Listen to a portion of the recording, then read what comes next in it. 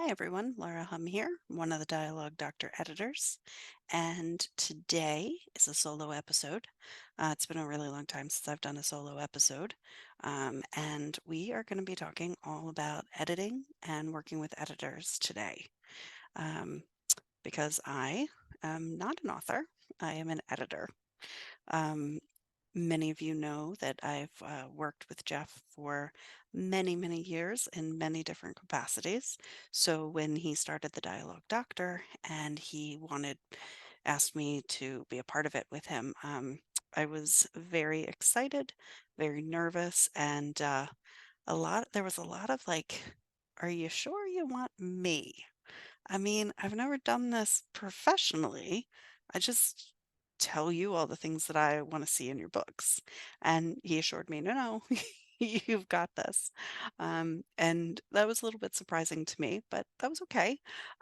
Because as I started working more and more with authors, I realized that I kind of did know what I was doing a little bit. Obviously, I had to study and learn and read up and those sorts of things. But looking back on like my life and how much reading has been such a big part of my life, I realized that I've kind of been editing with every book I read.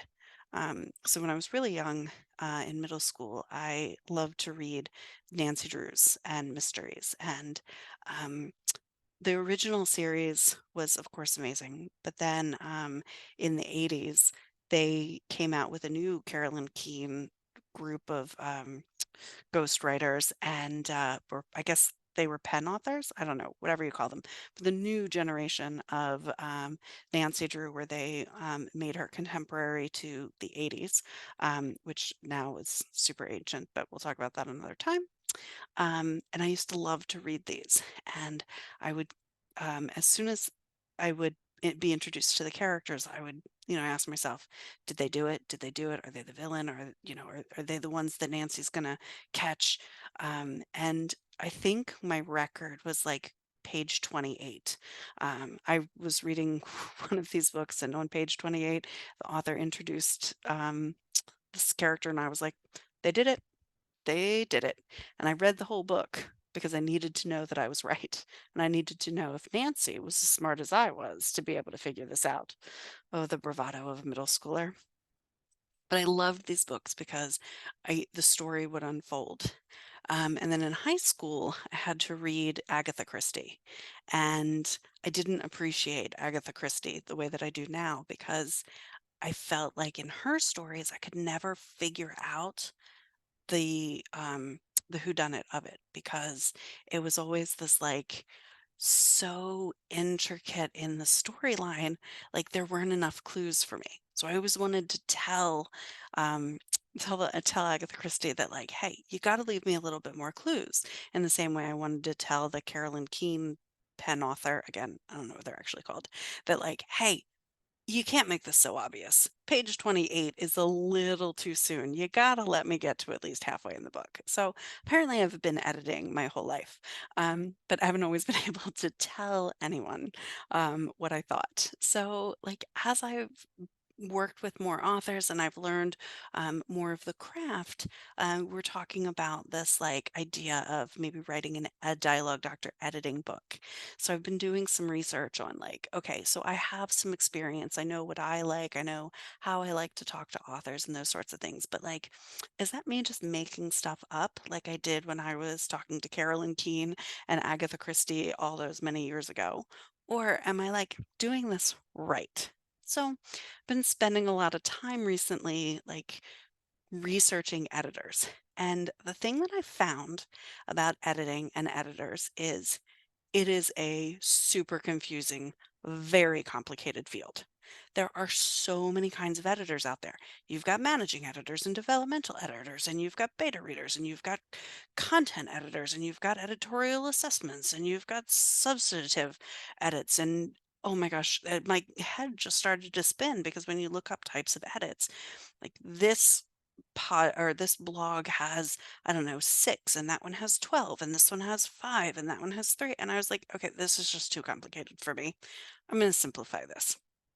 So I created a kind of 2 by 3 or 3 by 2, whatever, I don't know. I identified that there are basically 3 types of relationships that you can have with an editor, and there are kind of 2 types of editing. The types of relationships are kind of the traditional trad publishing agent type relationship where you have an editor who is helping you to sell and maybe promote your book, and they're editing it, or they're working kind of in that capacity to make sure that your book is going to sell. In this kind of relationship, that person kind of has more authority because they're the ones who are out promoting the book. That's more of the like, you gotta listen to me type relationship. Also, just as an aside, anything that I say about editing that doesn't quite align with what you've learned or what you've read or whatever, I totally get it. Send Jeff some emails or leave some comments down here. I would love to learn more about your perspective because, like I said, I'm really learning in this, and this is just kind of the way that I see things. But definitely let me know. Might not align completely with everything that you think, but hey, I'm open to it. Let me know what you think. Anyway, so back to it. So you've got your agents who they're kind of like I'm going to give you notes. I'm going to tell you, you're going to kind of follow these notes. Then you've got more of a notes-based editor, which I realize in retrospect, I probably should have found a better name for that because I just said with the agent, they leave you notes and you got to do them. In a notes-based editor, they're the kind of editor who is going to read your chapter or your story, your book, whatever, and leave you notes and give those notes back to you. It's not necessarily an ongoing relationship. They might be available to answer your questions. They might do a second pass after you've made some changes, but it's not a one to one, like, hey, I'm going to work alongside of you the way the third type of relationship in a coach would be. The notes based editor is really like the editor is working independently than the author. They're communicating with each other in the in betweens, but they're not necessarily walking the same path together. The third type of relationship would be that coaching or that partner where you have the editor walking alongside of you as a writer, whether it be based off of your story or a single chapter. Maybe it's something that you want to learn, specifically a new skill. You're bringing them in until you learn or master that skill, or at least enough of it to be able to do it on your own, to go back to a notes based or an agent based relationship.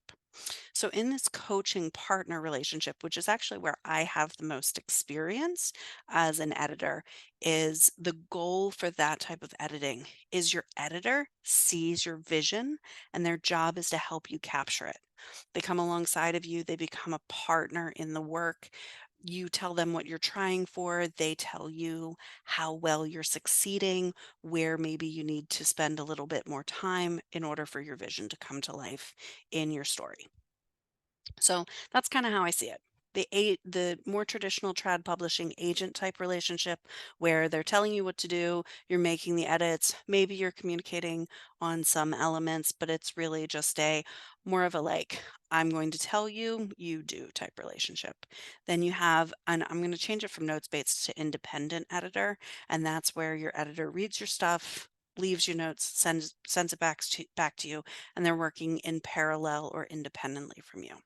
And then again, that coach is kind of where the dialogue doctor really, our coach is really like, that's our sweet spot. We definitely see ourselves as wanting to come alongside of you and work with you to help you learn and grow as an author so that you can kind of keep yourself moving and learn the skills that you want to kind of take your art to the next level.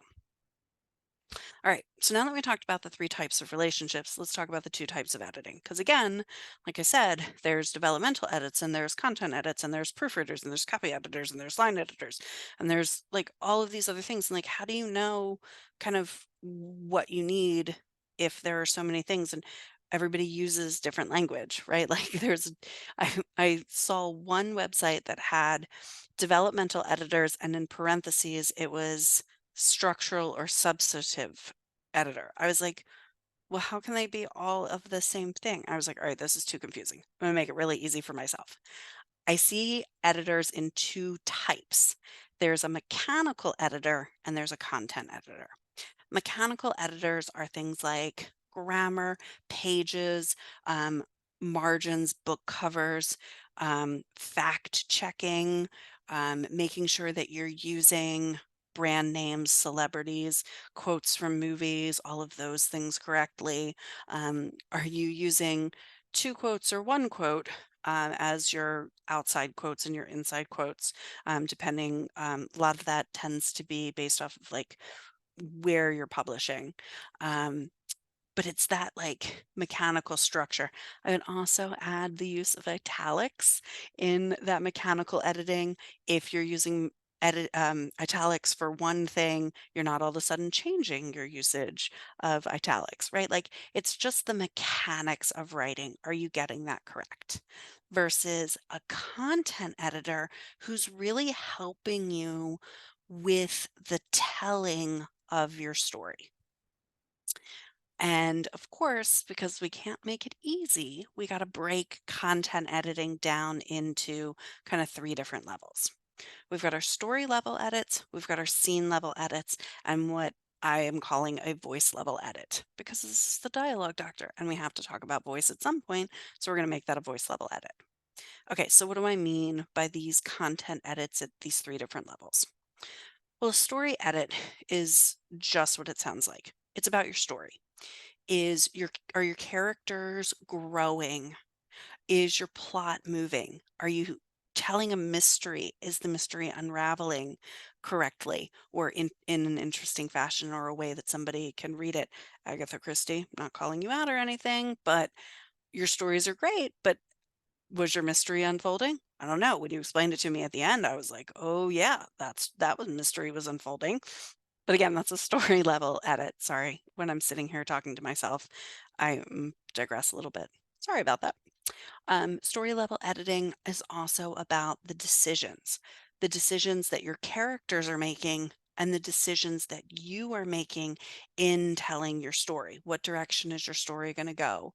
Are you man falls into a hole and comes out of the hole, or are you person starts in a hole and digs their way out of it? If you're looking kind of at the Vonnegut model. Again, any misinterpretation of literature or what you all already know, completely my mistake, and I apologize. Please, again, send Jeff your comments. He'll tell me. So, in that story level editing, we want to make sure that we're telling a story in a way that it unfolds for our reader in a way that's exciting and interesting. When we're talking about a scene level edit, we're talking about how the one section of the story starts, unfolds, creates an emotional journey for your reader, and then wraps up. Similar to your story level edit, you are looking at decisions, but you're looking at them kind of in a microcosm. Or, I mean, that's just such a big word. Can I use like a better one? So, like, you're zooming in, you're looking at just that one part of the chapter. How does this chapter fit with the chapter before and the chapter after? How is the character in this moment faced with this one thing, this one choice? What are they doing here in this moment? Now, that one choice obviously plays a part in your story level plot. But in the moment when we're in this place and time faced with this decision, how that's unfolding, that's at the scene level edit. So your story obviously is made up of a whole bunch of scenes. You can either look at the progression of the scenes or you can look at the details within that scene. So we can look at it in either of those two ways. Zooming in just a little bit further is when we get to that third level of editing or the voice level edit. Now, in a more traditional editing sense, you might have heard these edits referred to as a paragraph or a line edit, but obviously, dialogue doctor, we're talking about voice. Voice can be the voice of the characters. We talk a lot here about vehicle characters or your point of view character who's driving the story. We talk about the characters that are anchors, engines, and hazards, and how they are helping move your character along in their plot arc, and how their voices are important as well. But there's also another level of voice that I think is important when we're talking about editing, and that's your voice as an author. How you use prose, how you use voice, how you use quotes, how you just tell your story. That's your voice as an author. And I think it's really important when we're editing that we don't lose sight of your voice as an author when we are working on edits, either whether you're working on edits independently or you're working with a coach or an editor or an agent to make sure that you have a unique voice and a unique perspective and that that's coming through as you're telling your story. So, just to kind of rehash that, as a content editor, we're looking at story, scene, and voice level edits. So, now we know that there are three types of relationships, and there are two types of editing, and there are three levels. How do we know what we need? And how do we make sure that we get what we want when we are looking for an editor or a relationship with an editor? Because if we think that we need proofreading type edits, which, like we said, fall kind of in the mechanical editing, and we want a partner in that, do you really need a grammar partner? Maybe. Maybe you do. Maybe you need somebody who's going to help you learn to structure and come alongside of you and work with you week after week on that. Maybe you're using that coach as an accountability coach while they're doing that editing. But maybe that mechanical level copy editing or proofreading might serve you better working with a notes based editor instead of a coach. If you want somebody who's going to promote your story, might want somebody who is more of a content editor at the story level, who's going to be able to say, in this genre, you really need to make sure you're hitting these story beats and your story isn't aligning with that. So it might not be as sellable in that genre. So, really kind of understanding the types of edits that you want and you need is going to be really important. So, if you are if you think that you are in a place where you are ready for an editor, you need to do a couple of things. The first thing that you have to do is you need to do an honest assessment of where you are in your book and where you are in your writing journey, because sometimes those two things don't go together. For example, maybe you have a first draft of a book written and you think that you are ready to move into the publication phase of your writing journey because you've got this book and it's done and it's copy edited and you're ready to get it out into the world. So you start working with an agent and you can't find an agent because the agents that you are reaching out to keep telling you that, hey, maybe your book doesn't fit in this genre or whatever. Um, they might be telling you that you actually are more at a story level type editing and not kind of in the agent level part of the journey. So, understanding where you are in your book and the writing journey, those two things are going to kind of go together. The other part of your writing journey that's really important is your experience level, and this is where we have to really make sure that we're balancing humility and bravado and kind of aligning them together. Because one of the things that I've learned so much about writing and especially indie and self publishing is that as a writer, you're not just a writer, you're also a lot of times the marketer. And maybe you have an editor who does some of those agent type things for you, but you're still the one who is putting yourself out there on social media, and you're still the one who's like putting your face out there and sending the things and getting on the podcast and all of those things. And you're like, putting yourself out there. So you have to have this like understanding of the success and the hard work that's put in. And you have to be like confident, not quite to the point of arrogance, but like you have to know that you're good at this. But at the same time, you need to have this humility to be like, okay, I'm really good at this, but there are other people out there who are also really, really good at this. And maybe there are things that I don't do so well that somebody else does better. But at the same time, like you don't want to be so humble that you're missing the things that you're really great at. So, my advice to you is as an author, when you're looking for an editor, when you're getting to a place where you're ready to have someone look at your book, you acknowledge your strengths and you acknowledge your weaknesses. Because if you can do an honest assessment of yourself and your writing journey, finding the type of relationship you want with an editor and the kind of editing you need and the level of editing you need is going to be so much easier, because when you get into that situation where I was talking about a little bit earlier, where you have your book written and you think you're ready to get it published, but you're like, you know what? I still have some questions about the story. Maybe you don't go right to that agent relationship. Maybe you go to a notes based editor who is going to do a content edit for you.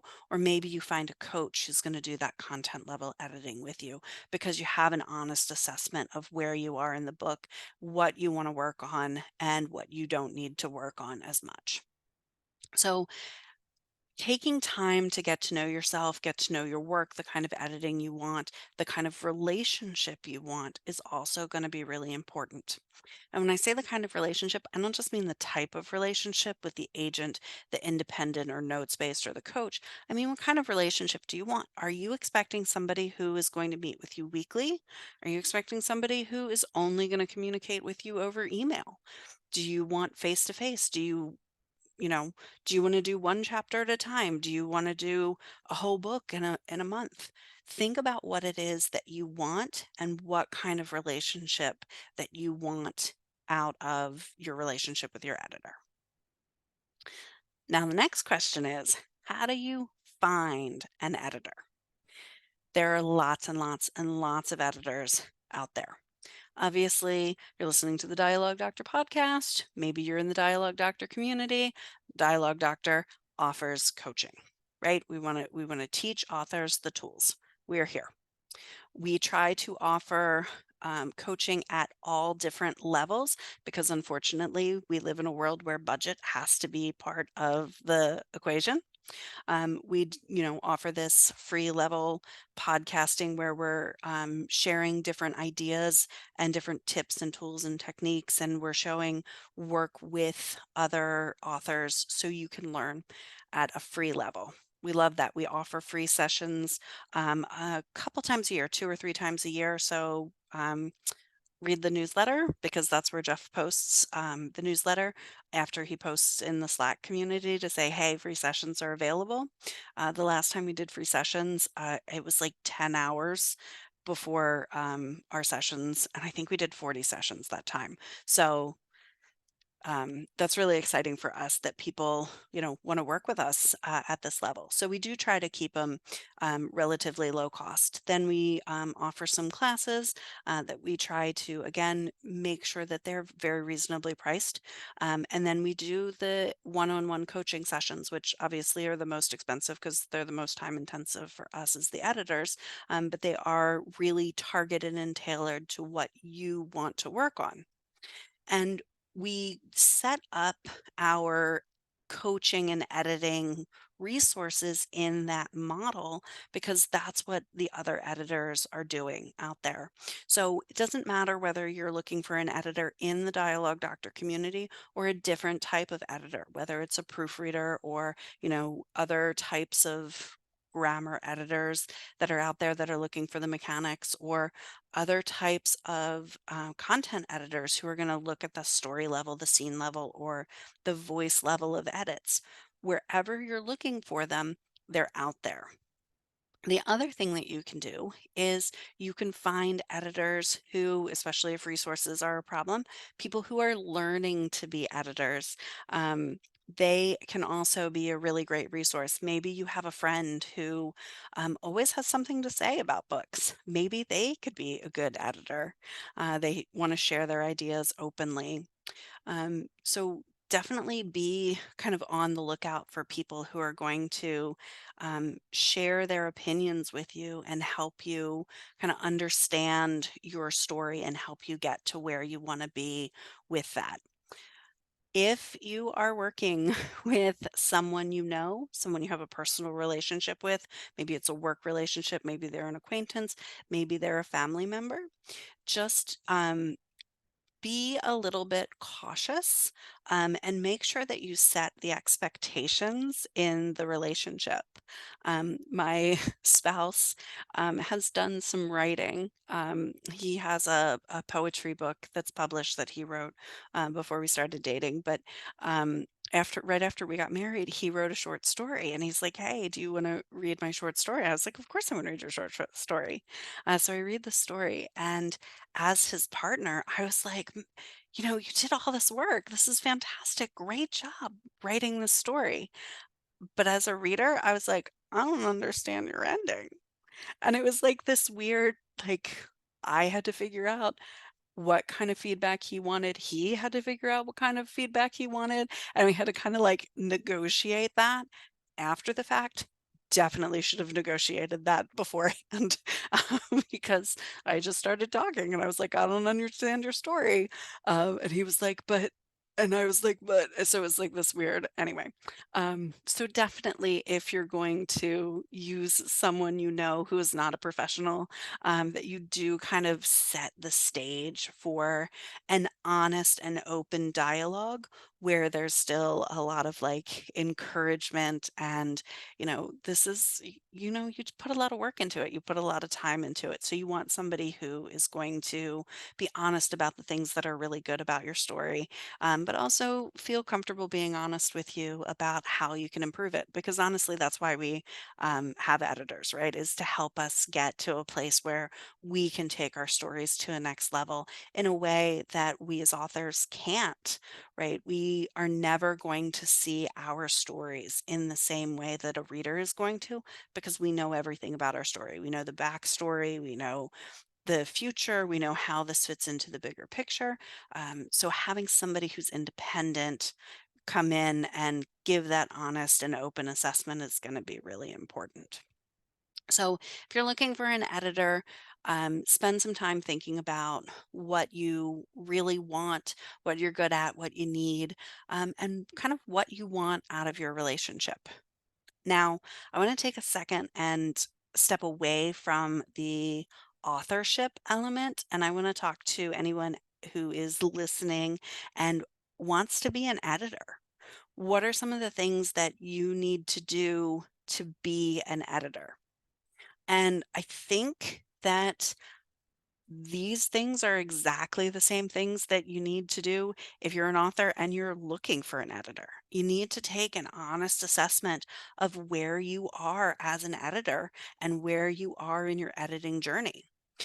Like I kind of talked about at the beginning, when Jeff asked me to do this with him, I was like, I'm not ready for that because I wasn't taking an honest assessment of what my skills in this area were.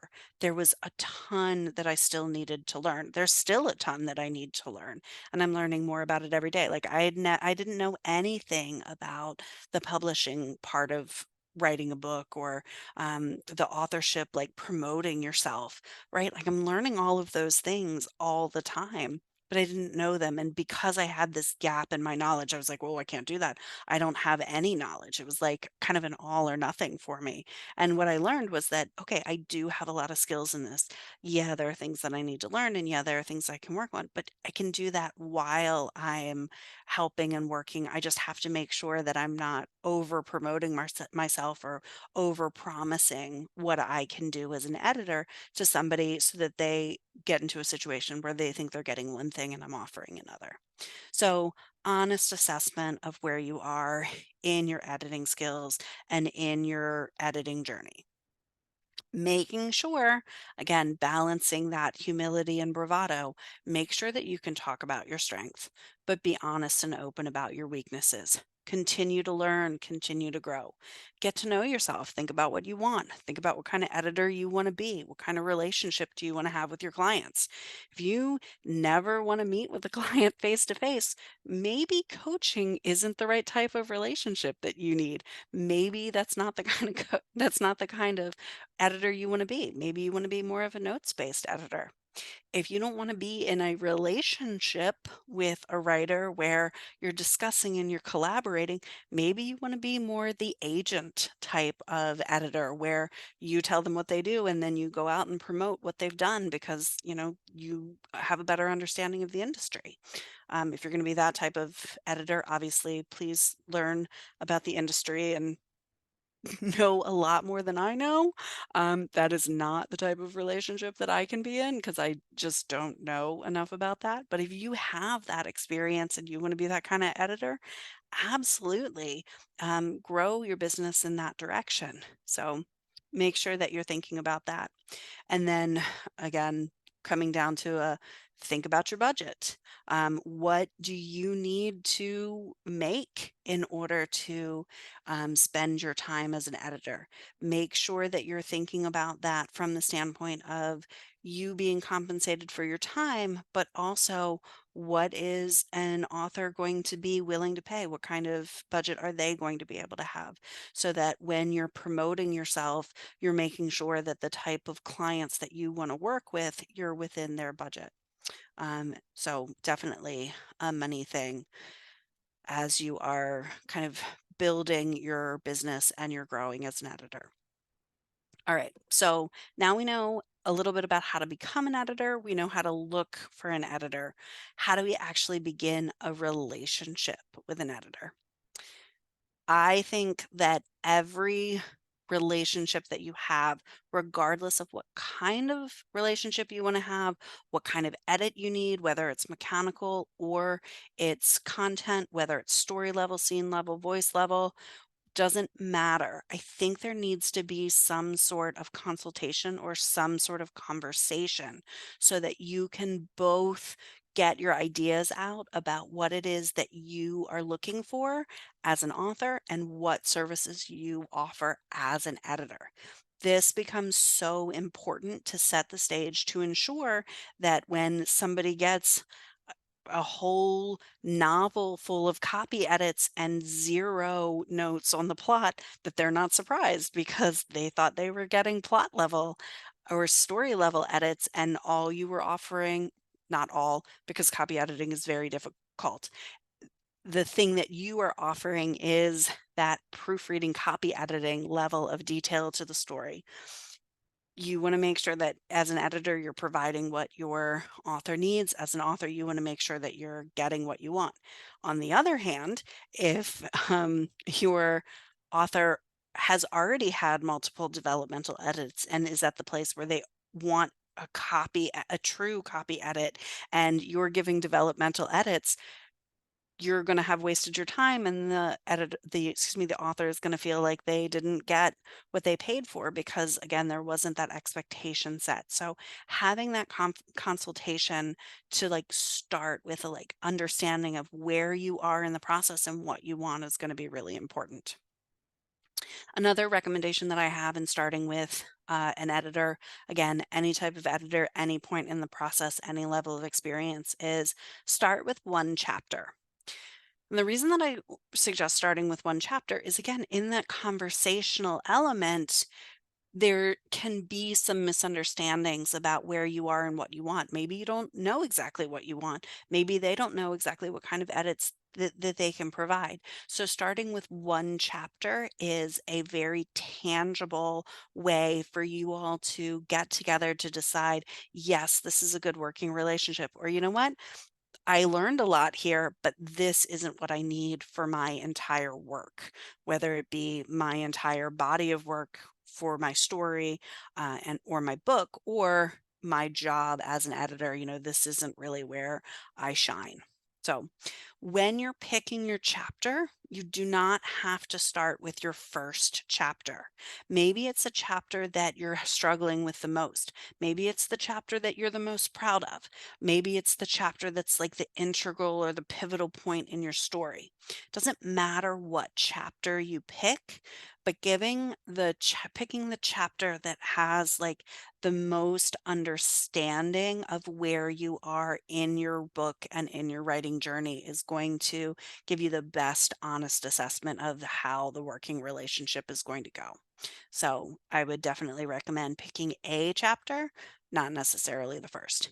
The first chapter is what you have written, and you need an editor who is going to be more of a coach and is going to work alongside of you, maybe as an accountability coach who's going to help make sure that you stay on deadlines, which again, an agent type relationship that would work as well. Um, if that's the kind of editing you're looking for, that's great too. Start with your first chapter. But if not, pick whatever chapter makes the most sense to you. As you are going through that first chapter and as you're setting things up and as you're passing the notes back and forth, make sure you're setting realistic expectations. We talked a little bit about money a few minutes ago. Budgetary expectations are really important.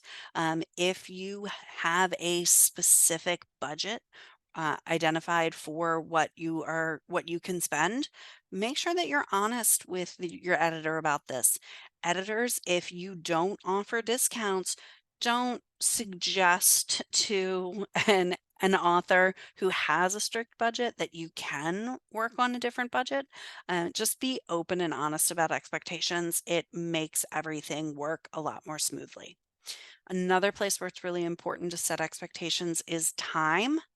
If you think that you, as an editor, have 3 hours a week to edit, be realistic about what you can do in that 3 hours.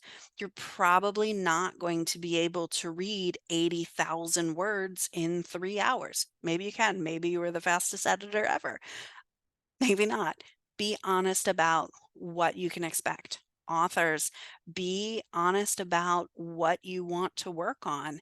If you only have 3 hours a week to work on edits, maybe trying to get an entire book full of edits back all at the same time isn't the right expectation for you. So, budget and time are really the places that you need to spend the most time discussing expectations, but also I think it's important to communicate what you want out of the relationship. We talked about that a lot in that like opening conversation, but again, it's a place where expectations can be really important. And then I think that the last thing that's really important in developing a new relationship with an editor or maintaining an ongoing relationship with an editor is to listen and learn. Authors, I said this a little while ago, I'm going to say it again. You are never going to see your book the way a reader does. Your editor can come alongside of you and bring that reader's perspective to the story. There's always something that you can learn there. Be excited to learn that. Be open to listening to that.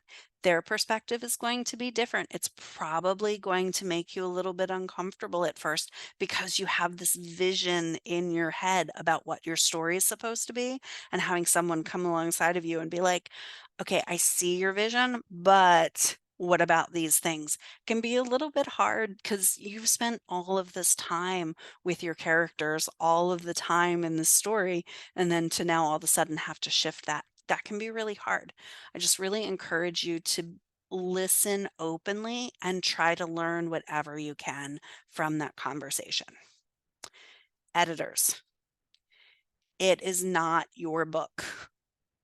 This can be really hard as an editor because you have all of these really exciting ideas, and the author has this fantastic story to tell, but it is not your book.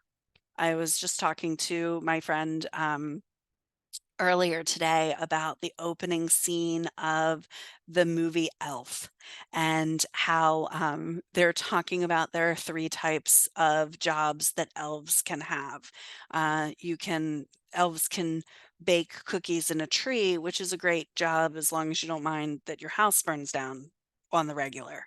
You can work in Santa's workshop, or you can be the elf that works at night in a cobbler shop, and the cobbler takes all of the credit for all of the shoes you make. Editors, we are cobbler elves, right? Our name isn't going to go on the book. Maybe if you have a great relationship with your author, they put you in an acknowledgement, but that's their choice because it's their story.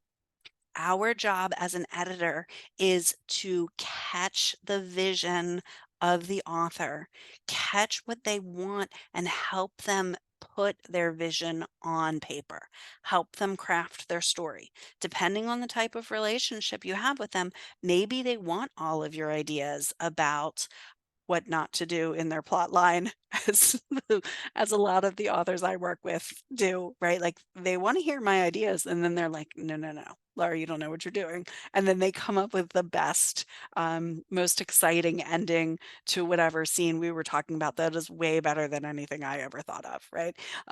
But they helping talk through the options and the ideas can help them generate ideas. So just remember that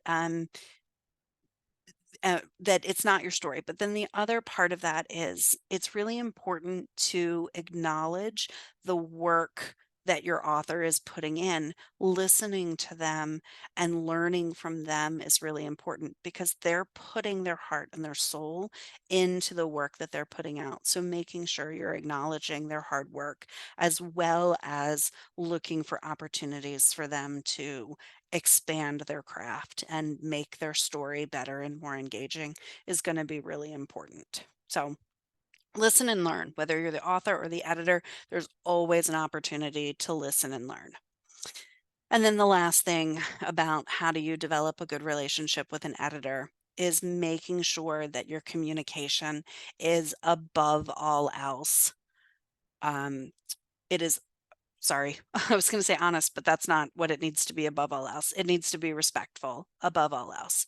Making sure that you are respecting the other person as a person first, but as someone who works hard and is really just trying to do their best job. So making sure that you're coming to the relationship with respect, and then honesty is a close second on that, making sure that you are not overrepresenting or underrepresenting. You know, if you are an editor, it can be difficult to talk to an author about the things that areas where they can grow and they can do a better job. But there's a difference between being constructive and being critical. Make sure that you are being respectful and honest about that. You're not sugarcoating it and you're like, oh, this is the best story I've ever read. It's so exciting. You don't need to do any work, right? Like, be honest about it. Authors, the same thing. Like, your editor is putting in a lot of work. Make sure that you are coming to that with respect and honesty about, like, okay, I hear what you're saying about that, but I need you to understand this part. And that's where the honesty can come in. The other thing that's really important when you're communicating is making sure that you are acknowledging and understanding the cultural component that comes with the editor author relationship. Editors, you might not have experienced the same things that your author has or that the characters in their book or their story have. Make sure that you're acknowledging that. And if you come across a cultural component that you don't have experience with, that's okay. There, it's an opportunity for you to learn and a place where you can grow as a person and as an editor. So just make sure that you're being respectful first and then honest about that situation. Authors, the same thing goes for you.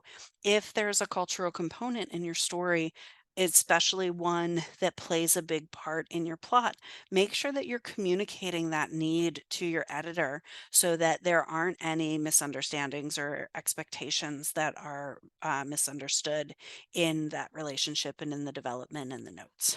So that is how you develop a relationship with an editor. Now, we talked about the types of editors. We talked about the types of editing. We talked about how to become an editor. We talked about how to get ready to work with an editor. We talked about how to create a relationship with an editor. But many of you are probably still thinking, but how do I know what kind of edit I need? Well, guess what? I'm not going to leave you hanging. I'm going to help you answer this question. Even though by answering this question, I may actually be putting all of the dialogue doctor coaches out of business because I'm going to tell you the secret to editing. I created an initialism for this. And I'm really excited about that because my partner just taught me what an initialism is just the other day. I had no idea. When you have an acronym that makes a word like scuba, it's an initialism, and you just use the word scuba. So it's an acronym that makes a word. I'm such a nerd. I'm so sorry. If you're not as nerded out by that as I am, I apologize. If, on the other hand, you love it, initialism, there you go. Embrace it. Anyway, my editing initialism is bid. We are going to bid our story.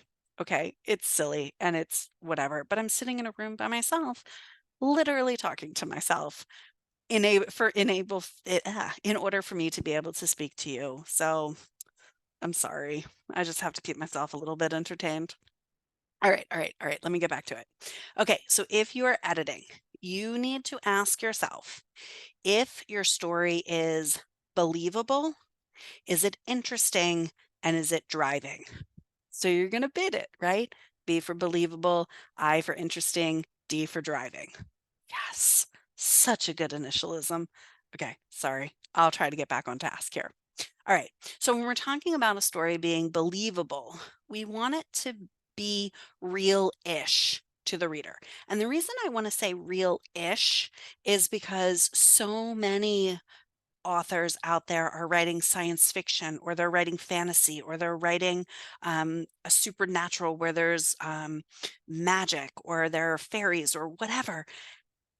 Those stories aren't quote unquote real, they're real-ish. You are going to create rules within your story. As long as your story follows those rules, it's going to be believable. You want to also make sure that your story works with the information that your reader has.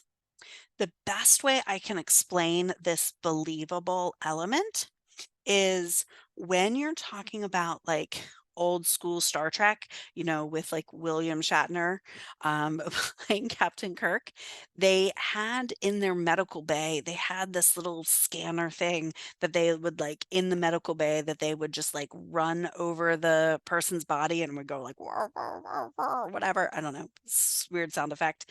And it would like heal the person from inside. And yet, people still died. That's because the rules in this science fiction world that they created was that this scanner healer woo woo wand thing could heal certain things, but not everything. And it had to be used within a certain amount of time. So, yes, it made sense for people to still die, even though they had this miracle medical machine, right? So real-ish. Is it believable within the rules of your own story? And are you giving the information to the reader so that they can understand the rules of your story and how your story works together? So, if I'm asking myself, is my story believable?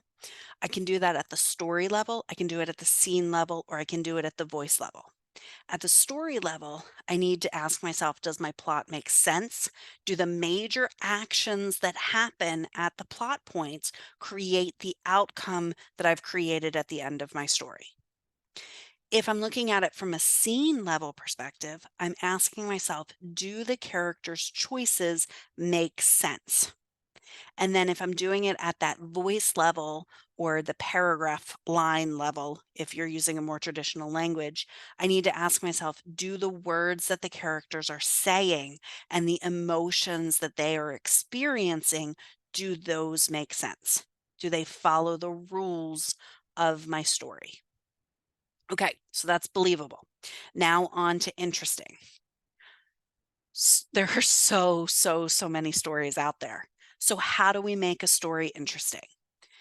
A story can be interesting because it's fun and it's compelling. It can be interesting because it's emotional and it's like tragic. It can be interesting because it's unique, or it can be interesting because it reminds us of something else, right? Like everybody likes to say that there is no new art in the world. We're just stealing other people's and putting a new spin on it. That's great, right? Like if you're creating an interesting story that reminds us of another story, that's great. It just can't be the exact same story. There has to be a twist. So if we're doing this at the story level, we can ask ourselves, are our characters likable? Is our story one that people want to talk about? It doesn't have to be new, it doesn't have to be old. We just want it to be something that people want to talk about. If we're looking at the scene level, we want to ask ourselves, is this scene something that is going to make somebody want to keep reading? Am I going to turn the page? Am I going to read another chapter? Am I going to read another paragraph? Is this going to keep me interested for one more? Whether it's one more paragraph, one more sentence, one more page, doesn't matter. Scene level, we want to make sure that it's going to keep people reading. When we're talking about voice level interesting, we want to think about it as the, do I want to spend time with these people? Because, right, when people are reading, they're investing their time. We want to spend time with people we want to spend time with. Most of us don't just spend time with people we don't enjoy spending time with unless we're getting some sort of compensation. For example, many of us have a full-time job, and we do that job maybe because we like the people we're working with, but probably because we're getting paid and we can use that money to like clothe ourselves and feed ourselves and house ourselves and our families, right? So when we're talking about interesting at that voice level, we're talking about, do I want to spend time with these people? Driving. When we're talking about, is your story driving? We want to make sure that the story is moving forward. And notice we talk about vehicle characters and we talk about driving because we drive vehicles sometimes. That was pretty clever, wasn't it? Plus, it made bid. It was great. Anyway, sorry. Again, little tangent there. Does this keep the story moving? At the story level, we want to make sure when we finish the story, we're feeling satisfied yet eager to come back. And I like the story level driving to think about going to a restaurant and having a really fantastic meal.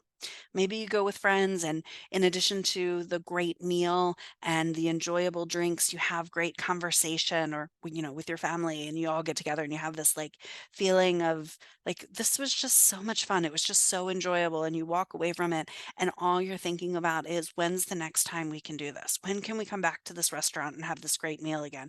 When can we see these people and spend time with these people again?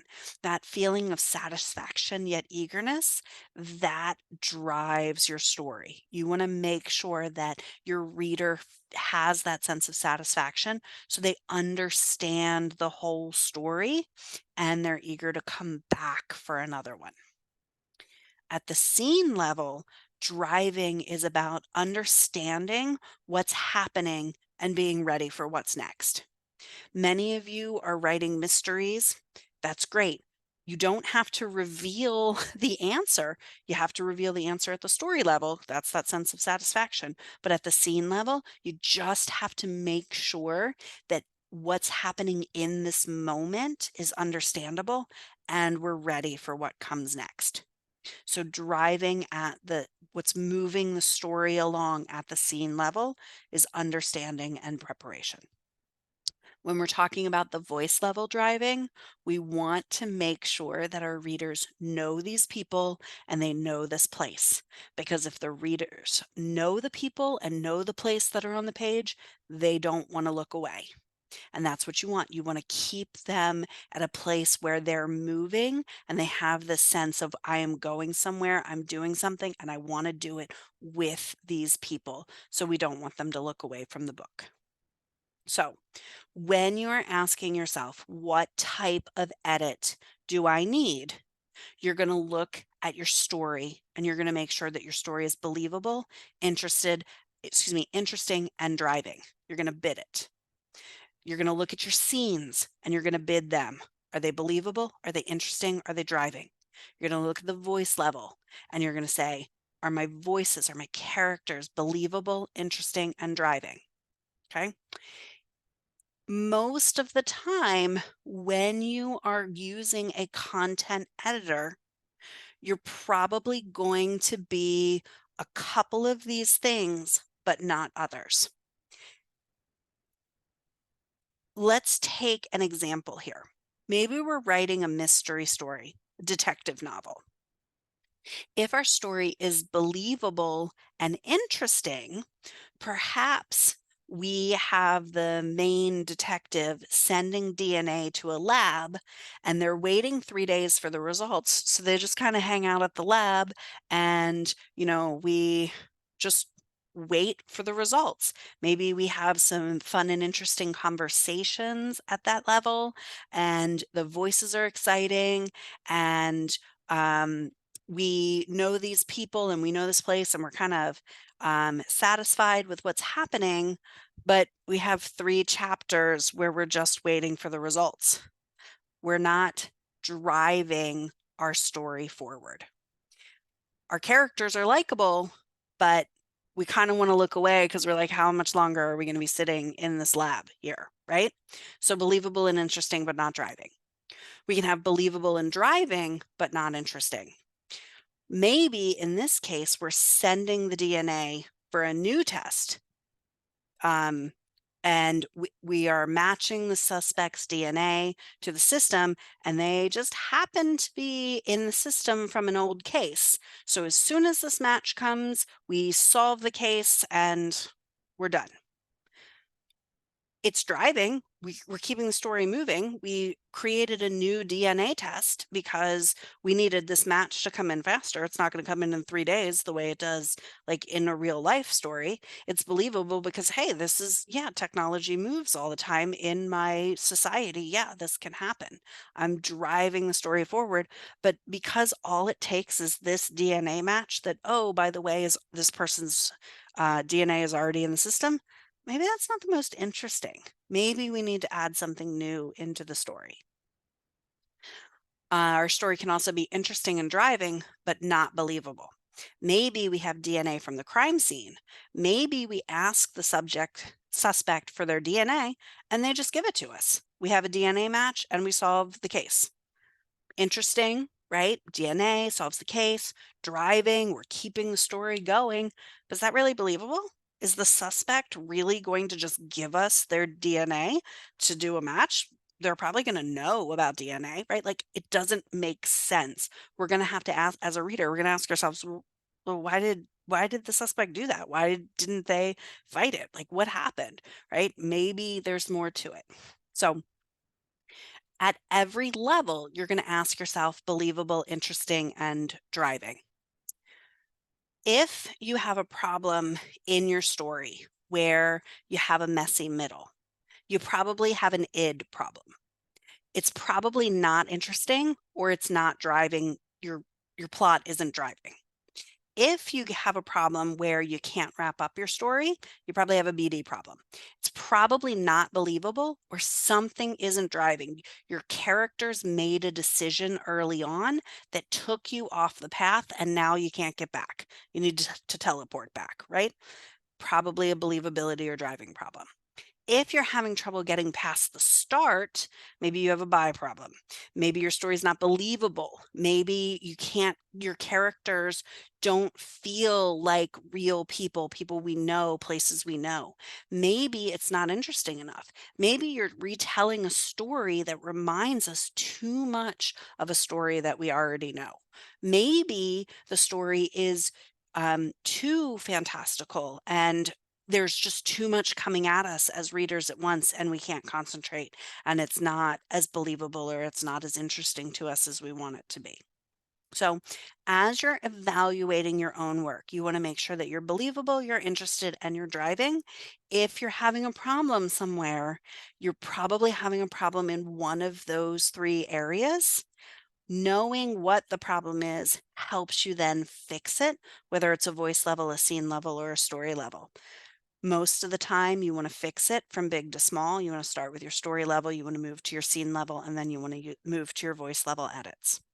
It's just as simple as that. So now you can start to read your work to understand a little bit better what you're looking for so you can decide what kind of editor you want. Or if you need to, you can just self edit for a little while to get yourself to a place where your story, your scene, and your voices are what you want so that maybe you can move to a more mechanical type editing. Anyway, I hope you all found this interesting, believable, and driving. Oh, look at that. I bid my own podcast. All right, I clearly need to wrap this up because I am making really, really bad jokes now. Thanks so much for listening. I hope you all have a great time editing. Talk to you later. Bye.